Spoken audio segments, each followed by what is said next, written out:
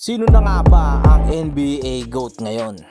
Well, ayon nga sa The Athletic, isang sports website, hindi athletics ha, sa kanilang nilabas na poll o survey ngayong 2024 kung sino ang GOAT o greatest of all time ng NBA, ay number 1 pa rin si His Ernest, the legendary Michael Jordan.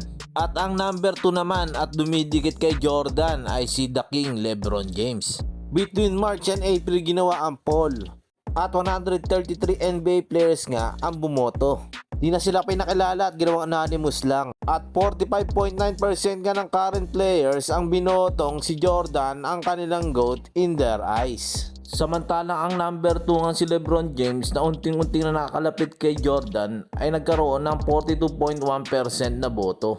Pang number 3 naman si the late Kobe Bryant at pang number 4 naman si greatest shooter Stephen Curry.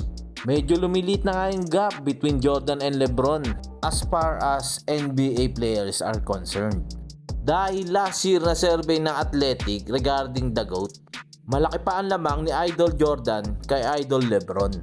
Last year 58.3 si Jordan at 33% naman si LeBron. Sa 103 NBA players naman na sinurvey, malaki pa rin talagang respeto ng mga current NBA players kay MJ dahil naungusan niya pa rin si James. Despite na maliliit pa sila o bata pa nung kasagsagan ng karera nito.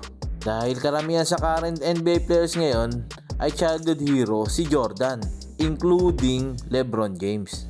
Dahil generation lines ang debate sa GOAT. When all things are said and done sa karir ni LeBron, ay baka makuha niya na ang number 1 spot sa pagiging GOAT.